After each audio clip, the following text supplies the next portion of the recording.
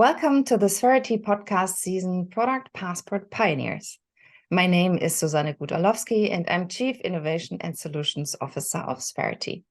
Today we're speaking to Julia Poliscanova, Senior Director Electric Vehicles and Batteries at Transport and Environment. She's also a board member of the Global Battery Alliance. Welcome, Julia. Hi, thanks a lot for having me. Julia, it's such a pleasure to have you on the show and an honor with your experience and your insights that you give us today. I'm really happy that we have you here. Before we talk about electronic vehicles and product passports, tell us a little bit about yourself. What was your journey and maybe also your motivation to arrive at the position that you have today at Transport and Environment? Yes, sure. So I started my journey 12 years ago in Brussels, where I arrived, a fresh young person believing that climate change was a real risk and I wanted to do something about it. And I started working in the European Parliament, where I worked around green energy policies, renewables. And that's how I came across electric cars. And it all was a bit of a gizmo back then, ooh, wow, is it really possible, this cool thing? So I started working on policies around electric vehicles. And back in 2014, actually, the European institutions passed a really important law that actually set the CO2 standard for car makers for 2020. That's why we now see so many electric cars on our road, by the way. Mm-hmm. And that was really a historical moment, the first time we really required electric cars in Europe. And as part of all that work, I realized that there is one most crucial component without which electric cars can't happen, but also which is crucial to the very sustainability of those electric cars, and these are batteries. So soon after working in the Parliament, I joined the main NGO in the field of green transport around Europe, Transport and Environment, where first working on electric cars and today working on batteries.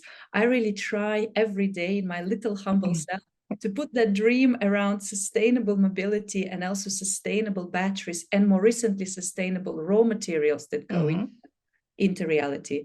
So today I run the program around vehicles and batteries in that organization, working on policy, research, coalitions, etc., etc. Oh, wonderful, wonderful. It's so nice to see your engagement in your face, in your expression. I really love to see that. A lot of people maybe don't know what Transport and Environment is. Would you please introduce Transport and Environment to the listener? Yes, absolutely. Simply put, we are a green transport NGO and think tank. We are a federation of green NGOs, environmental groups across Europe. We have now almost 60 members from pretty much in every country in Europe. Our theory of change primarily is around European regulations. So by putting regulations on corporates, on the car industry, on battery makers, on plane producers, and environmental standards, we can secure change at that large corporate level that will make the rest of the society really change as well.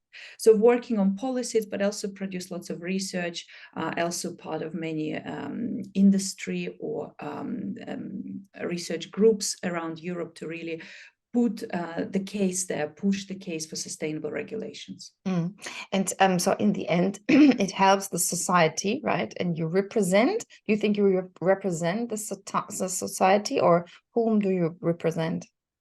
Well, as such, we represent the environmental groups, the environmental NGOs that are our members. I wouldn't go as far as to claim we represent the entire society, but of course we represent parts of that society that cares about environmental action. Yeah, and you mentioned that it's an NGO. How is it funded, Transport and Environment? So all of our funders are all available transparently on our website as well. So all the listeners and viewers can also check that out on our website, transportenvironment.org. So primarily our funding comes from charitable foundations. For example, the European Climate Foundation, which is one of the largest foundations in Europe for NGO action. We also receive some funding from governments, for example, from the European Commission's LIFE program, also a big important source of funding for many NGOs in Europe. Thank you. when I talk about electronic vehicles, I still have people ask me if it's really worth driving an electronic vehicle and if it really has a positive impact on the climate. What would you say to them? So to put it quite simply, our latest research that we updated last year, which actually collaborates a lot of other research on this matter, independent research, shows that in Europe, on average, when you drive an electric vehicle, it is more than 3 times better than driving a comparable diesel or petrol car. Of course, there are CO2 emissions from the production of batteries, from the production of that vehicle. There are also emissions from production and refining of oil and diesel. Let's not Of forget that. course, yeah. But there are, of course, that impact is high when you produce the battery. But the main CO2 emitted is today actually on the roads. It's in the use phase of that vehicle. It's you drive and you burn thousands and thousands liters of oil. Whereas with a battery electric vehicle, even on today's average European grid, not 100% renewable, it's still 3 times better, as I mentioned. And once you use that battery and it came to the end of life, you can reuse it in other applications. And then you can recover all that lithium, cobalt, nickel, and produce more batteries. So that circularity will never be available for diesel and petrol cars. And just for that alone, it's a lot better and a lot more exciting as well. Very, very nice explanation, which already brings us to the digital product passport a little bit, because that's where we're coming from. That's what this podcast is all about, that we can use the digital product passport to define all the materials that are in the battery to make it renewable, to make it recyclable, and so forth. But we go in a bit more detail of that later on. In the news this week, it was that the electronic vehicle sales dropped by 8% in January in Germany after subsidy cuts. Do you think this cut, which will go further down, by the way, in 2024, is a mistake of the German government? So if I may, maybe to answer this question, I'd like to take a little step back and talk about the last few years in Europe. We didn't really have many electric vehicle sales up until 2020. We actually didn't have much investment or production of those electric vehicles in Europe. But in 2020, something changed. What was it? Were they tax subsidies? Tax support subsidies? Well, no. The reason was that Europe finally enacted the first mandatory standard for car makers for 2020 that required them to produce and sell electric cars. So on average, their CO2 emissions had to be under 95 grams per kilometer, with a bit of phase-in in 2020 and the full target in 2021. So suddenly, electric vehicle sales took off because car makers had to produce, market, and finally give them to people who drive them. That's why we saw a huge rise in electric vehicles. Of course, it was accompanied by taxation that helped drivers buy those vehicles from governments. Now, what happened is that those targets were increasing, so were the sales. We saw a 5 times increase in electric vehicle sales just between 2019 and 2022. Then in 2022, these standards actually remained constant. They were no longer increasing. The CO2 target today, 95 grams, is exactly the same until 2025. That's why electric vehicle sales are no longer growing at the same pace, because the regulations do not require car makers to actually increase their production. At the same time, of course, we have to acknowledge the geopolitical developments, what's happening with supply chains, etc. All of this is making it difficult. So all that the taxation has done in Germany is actually just cemented the status quo, whereby electric vehicle sales are stagnating and car makers are slowing down the pace of their production and their sales.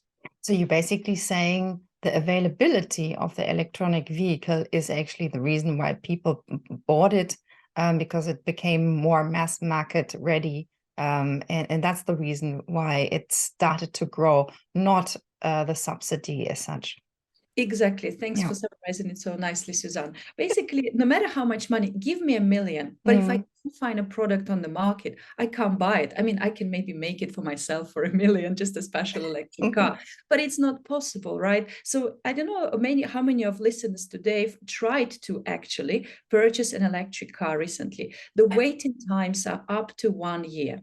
Supply chain concerns are part of the problem, but they're not the only ones, because it's easier to buy an electric vehicle in China or the US, where regulations and incentives today are simply better than in Europe. So often the automotive industry, especially for new products, follows the regulation rather than leading above of what governments require. And that's what we see today in Europe. Actually, if we talk about outright subsidies for electric vehicles, we believe that once the market hits 10%, and battery electric vehicles sales today are at around 12% on average in Europe, so it's quite a lot already, we no longer require outright purchase subsidies. It's too expensive for governments, and it's not the right use of public money. We should instead be incentivizing those harder to reach sectors, right? For example, lower income households, etc., as well as subsidizing and supporting the enabling factors that will make either those vehicles cheaper or make people buy them. Charging infrastructure is a good example. Another good example, I hope we have a bit more time to talk later, is to really push the automotive sector to increase the production, to go faster, to scale the supply of electric vehicles, because that's what will make them affordable. Yeah. So that was a later question that I had, which you now touched. So let's go there. How the electronic vehicles can become more attractive for customers. Yeah, so you're saying it's basically better availability, maybe also better situation of charging stations. What is on your list to make it more attractive to buy an electronic vehicle? So in summary, it's scale, scale, scale, or volume, volume, volume. I mean, there's nothing inherently expensive about an electric vehicle. In fact, it's a lot simpler than a very complex diesel car. Henry Ford, over a century ago, proved us all how to make cars affordable. You go to mass production, and therefore costs fall, and per unit of that vehicle, it's much cheaper. And we need to start seeing exactly the same with electric vehicles. We need to be producing them in volume, in millions, and that's increases that scale and allows costs to drop. One thing to add here, however, what has been happening recently in Europe is slightly worrying in terms that car makers are, as part of going electric, are also going towards premium segments. So they're producing larger premium electric SUVs as opposed to the mass market compact vehicles. And they're actually culling a lot of really mass market cars. Look at Ford Fiesta as another recent example, no longer available. This is bad for affordability. Why do car manufacturers do that? Because there's much higher profits if you sell a premium car. So selling fewer cars at a much higher cost gives you a lot higher margins and better return on investment. So shareholders are happy, but it's not good. It's not good for people. It's not good for the environment either, because we need a lot more resources for those bigger cars. And just look at what's happening in China, at India. A lot of small, cheap electric car models are available. And we're being cheated out of that offer by European car makers in Europe. And we need to change that. We're cheated out? What do you mean by that? If consumers are not given the choice to even purchase those vehicles. I see. So instead, we're locked into unnecessarily expensive electric SUVs, which we don't necessarily need for our daily lives. That's absolutely true. I would absolutely second that. Talking about the international movement and what is happening elsewhere, and maybe also again talking about subsidies. These days, our Minister for Economic Affairs and Climate Action, Robert Habeck, has traveled to the US to minimize the disadvantages for Germany / Europe that are resulting from the US Inflation Reduction Act and the subsidizing of American businesses or products that go into EVs. What would be your advice to him to keep Europe competitive? Excellent question. Europe actually was in the lead until recently, thanks to our climate regulations, good Yes. policy. We had battery factories, for example, being announced in Europe. But today, first China commanding that supply chain, and now the US IRA really pose risk to Europe's value chain, to our industrial dimension of that transition. Mm-hmm. In a nutshell, what we need is a very ambitious green industrial policy. Where is the US IRA so great? It's simple, it's focused, and it's really bankable for companies. And that's what we should do in Europe too. Instead of very complex financing and funding programs often focused on research, we should, like the US, have simple aid to really scale production. We should also focus. So if you look at the strategy, the Green Deal Industrial Plan from last week, announced by the European Commission, it seems to be really unfocused. They talk about technology neutrality, about different things from advanced biofuels to CCS, for example. But the US IRA is focused. It's batteries mostly. Almost half of the money goes to the battery value chain, as well as renewables and some other sectors. So that's the focus. Let's focus on what we need, and that's battery value chains. And last but not least, I think it's really important to have this long-term visibility for companies. That's what brings investment certainty. In the US, subsidies are there open-ended until 2032. That's great long-term visibility.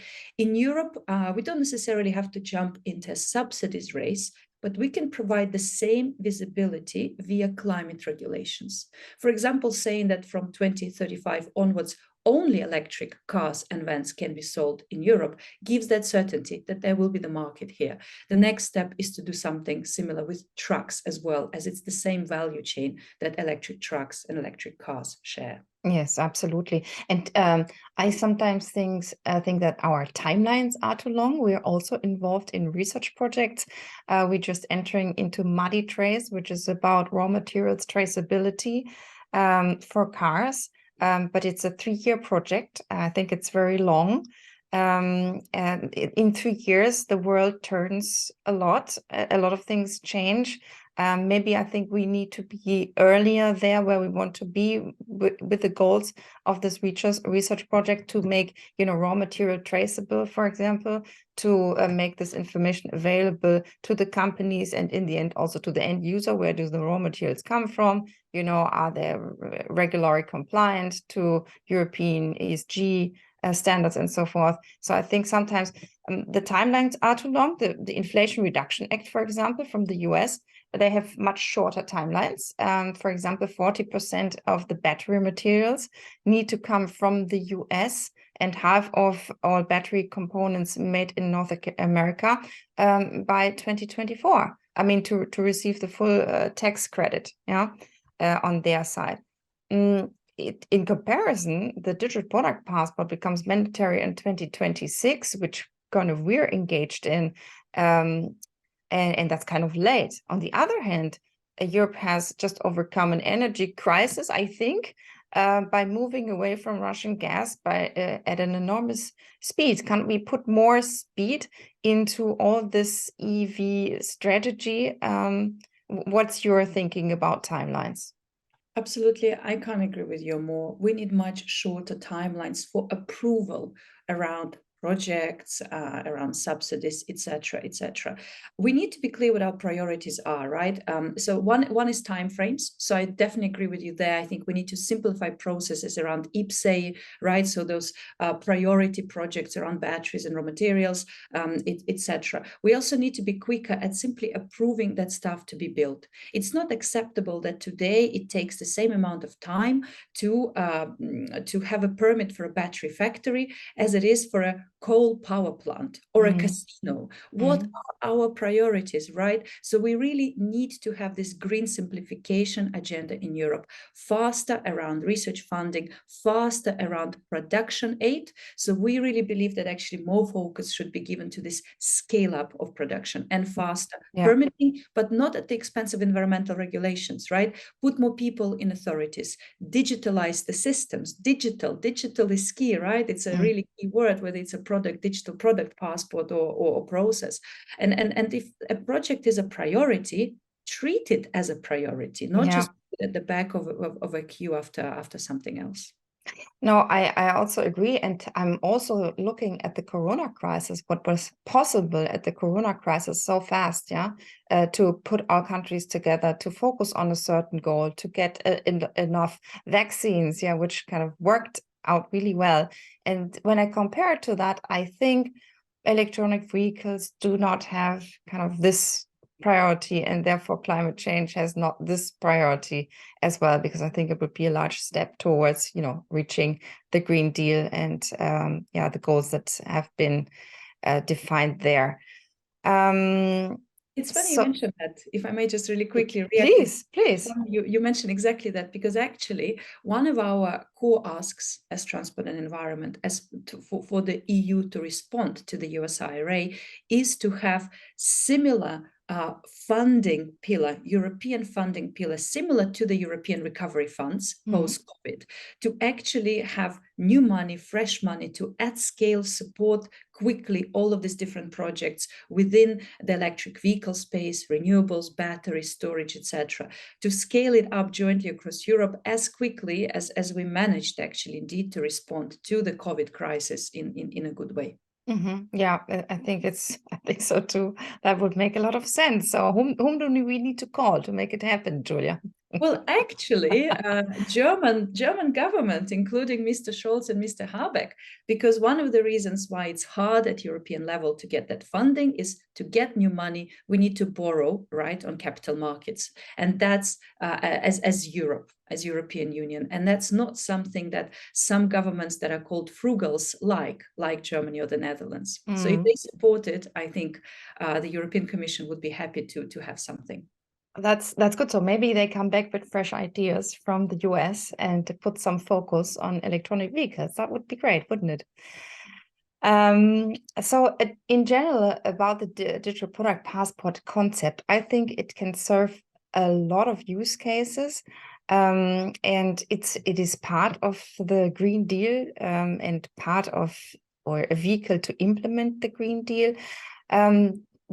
The digital product passport as such for you, where do you see the potential of the concept, and maybe where do you also see challenges of it?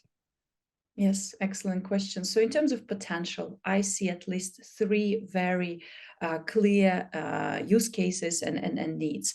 First of all, something that's closest to myself as coming from a non-profit sector.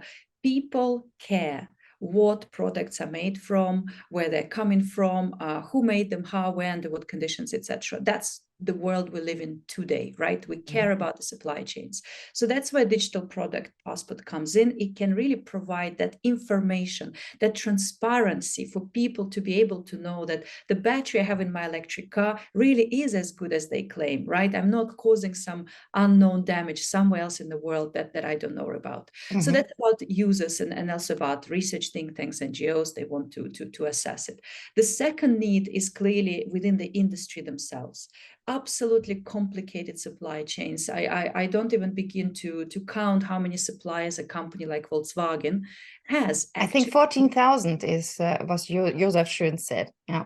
Incredible, right? So for a company, there's a huge reputational damage, potentially, because consumers care. So imagine one of your components was sourced somewhere without your control, under conditions that you really don't want that to be sourced under. How can you assure that? What are the faster ways, the efficient ways today to assure that? So to assure that compliance, to trace your own supply chain as a company, that digital interface, digital infrastructure is really key. And last but not least, the final need is for governments, for regulators.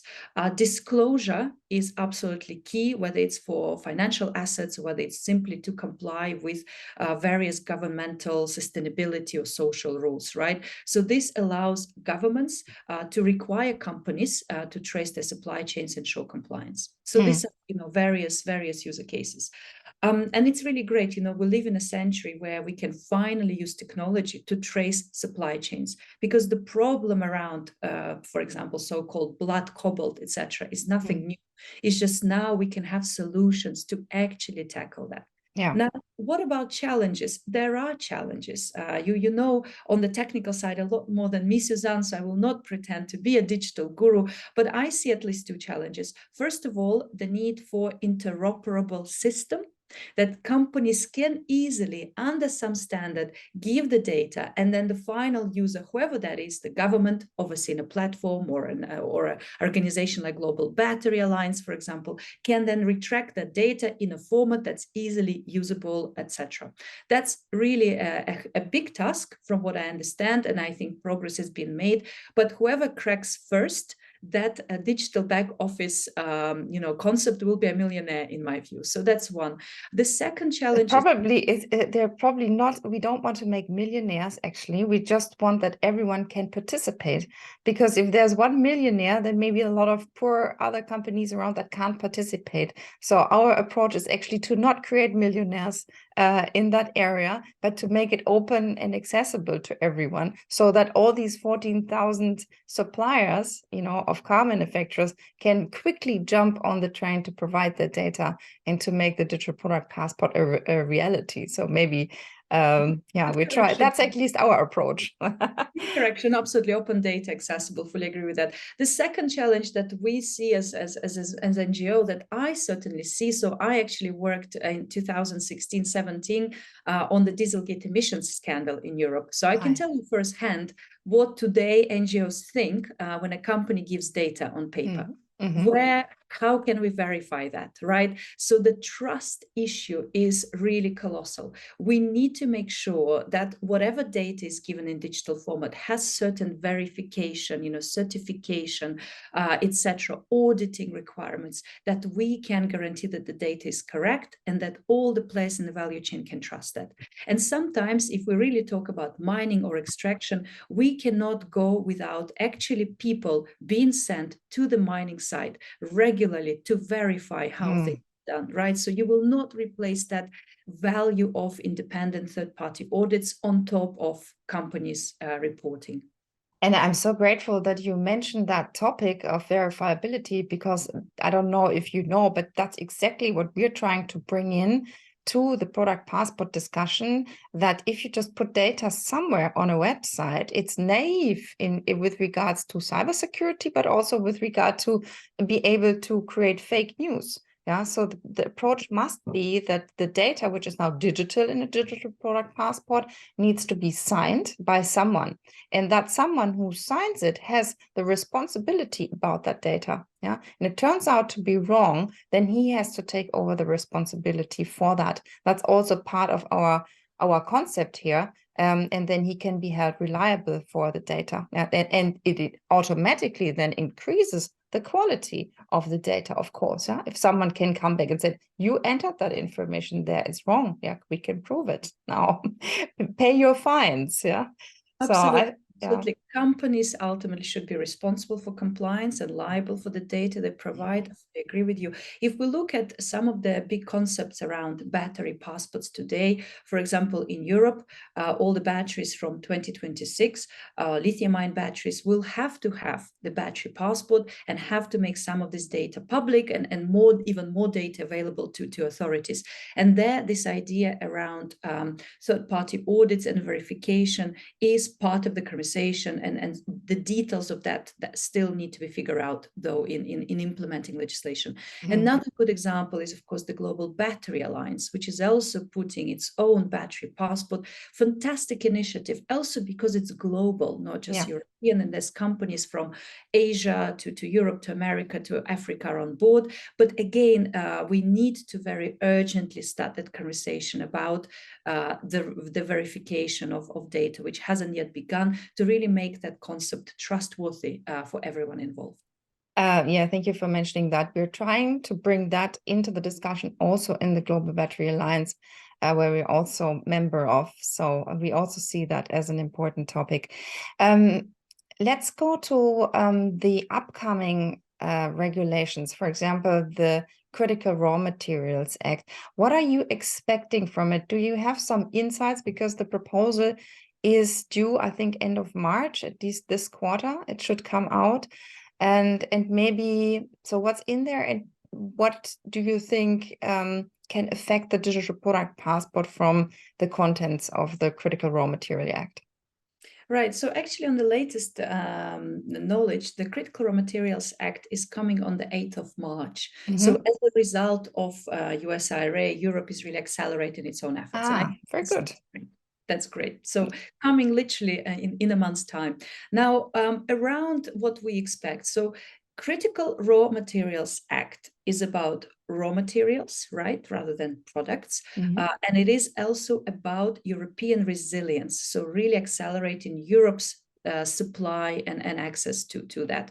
What will be in that legislation, from what we hear so far in Brussels, is some sort of European self-sufficiency goal. For example, 1/3 of all critical metals we need in 2030 should come from Europe. Of course, when we talk about critical metals, we don't just define them as new mining. This is also about recycling, for example, right? So really in the global of metals. Then to implement the target, we will see a list of strategic projects across Europe, projects in the extraction, but also processing, refining, and recycling stages that will then come together to create that volume to meet that target, for example, of 30% by 2030. And they will be supported with faster permitting, with finance, etc. So that's really the cornerstone of the Critical Raw Materials Act, as we understand it today, of course, all subject to final law coming. Beyond that, I understand the law will also look specifically into circularity and what we can really do to really leverage that potential in Europe. Our T&E analysis actually shows that around 10% of metals such as nickel, lithium, cobalt can come just from the scrap of battery factories and some limited recycling by 2030. So that's really considerable, right? It's 10% of metals you don't have to buy at high prices on spot markets. So that can really, really help the resilience. So circularity will be part of it. You know, how do we really recycle critical raw materials in motors, for example? Also, how do we make use of innovation in this space? Today, we don't just mine, we can also mine raw materials from old mine sites, from mining waste, right? So remining, and there's plenty of that potential in Europe. So I think that the law will really streamline and really help all those different use cases around recycling and circularity. Well, just to finish, I think it will hopefully do something to across the bloc coordinate the efforts. We today have 27 different critical metals authorities. They're doing different things. I think a lot more coordination to act as Europe vis-a-vis America, vis-a-vis China would also be important. Yeah, good point. And when you say that, that we are trying to get more material out of existing batteries to reach those goals of raw material mining, I again think about the timelines. I mean, the digital product passport is mandatory 2026 when we are lucky. Yeah. And then, but the cars are in the market for some years then before they become recyclable or recycled batteries, a lot of years go by. Yeah. And then we already have 2030 when we would actually like to, have this recycling quote, which is much better than today, or the mining quote, as you mentioned before. So I see a real timing problem to reach those goals. And I would love to put the product passport in the market in 2024 rather than 2026 to have reached those goals. So again, some timing issues that I see here.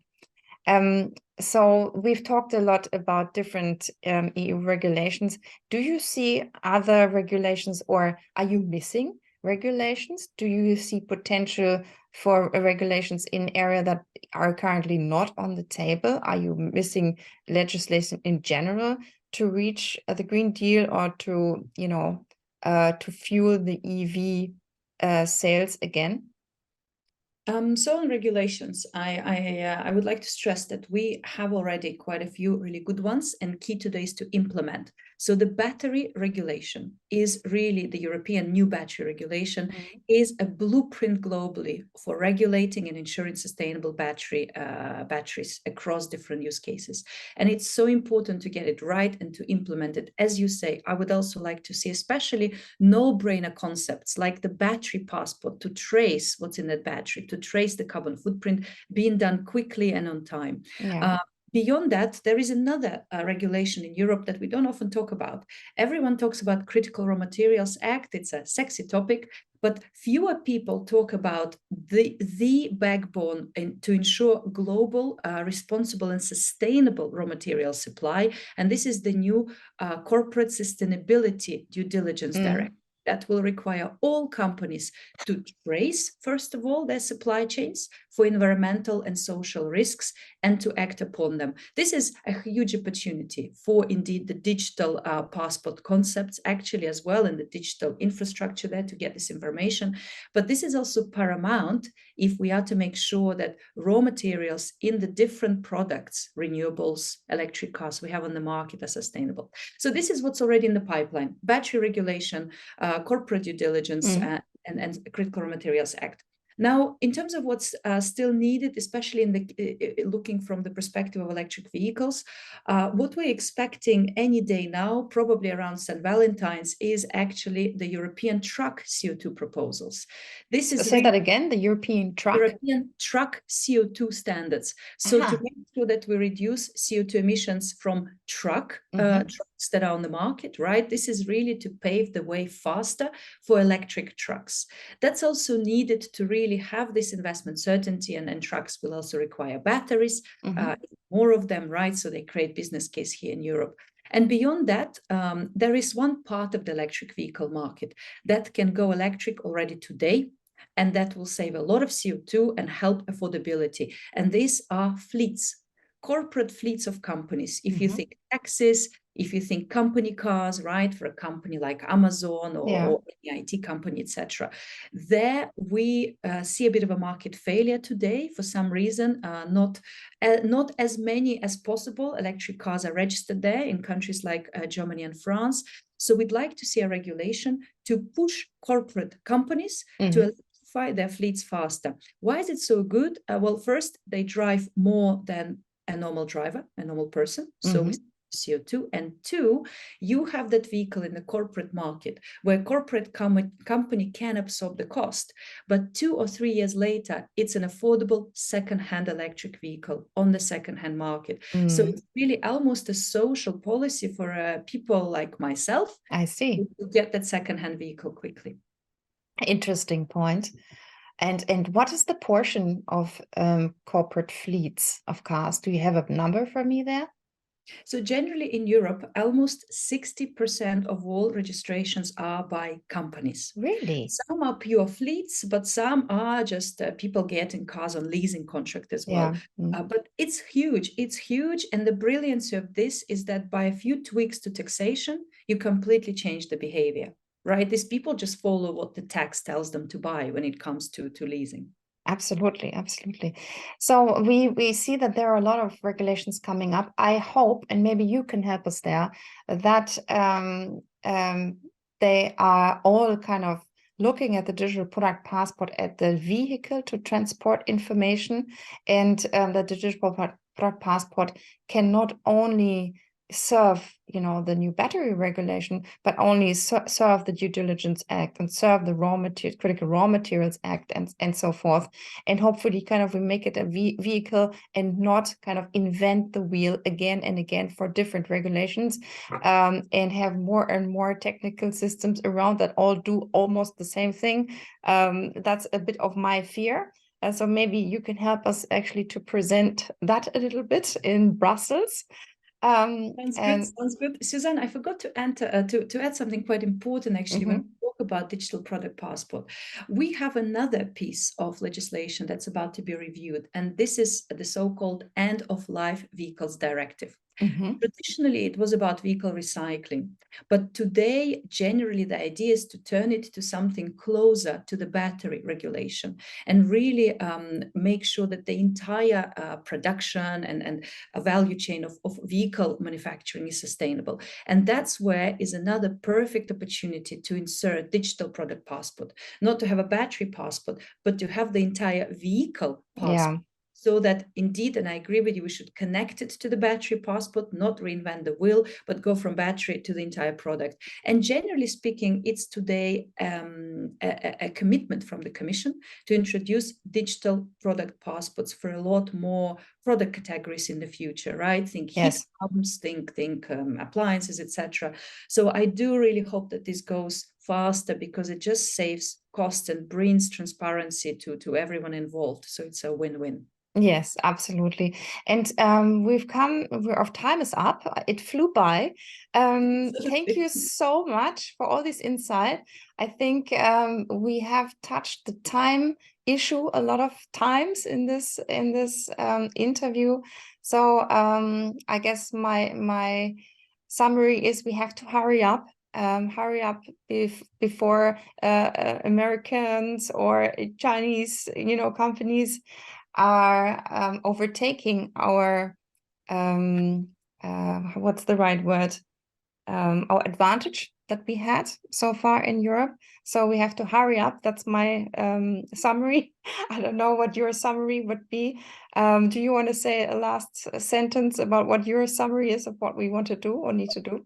Yes, it's incredible how fast time flies. I thought we've only just begun, right? We've only touched the surface. Look, I think Europe has so far had an edge in this. So we should not just dismiss our efforts. It's so easy to dismiss the efforts. Oh, we're not a mining power, so we can't do anything. I don't believe that. What I do think it's important that Europe acts fast. I agree with you. Puts in place not just a green regulatory framework, which is key, but also green industrial policy, which leverages Europe's strengths. Doesn't just copy the subsidies race. There's no point of a subsidies race. That's not gonna help us. But really puts in place our edge around climate regulations, the huge market power, sustainability requirements, including around digital product passport that help European companies compete, right? So if we put these policies quickly with Europe in mind, we can succeed in this race. What a wonderful final leave statement, Julia. Thank you so much for being here and discussing this with me. And we're looking forward to what's coming and how you represent us at Brussels. I see you're doing a great job. Thank you so much. Thanks a lot, Susanna, and thanks for having me.